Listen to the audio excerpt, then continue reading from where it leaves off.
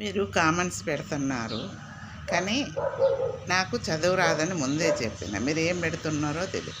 మా మనవడు చూసి చెప్తున్నాడు, నీకు అవసరమా అంటే, బిడ్డ నాకు అవసరమే. ఎందుకంటే నాకు మందులు అవి ఇవి కావాలి, యూట్యూబ్లో డబ్బులు వస్తాయంటే చేసుకుంటున్నాను.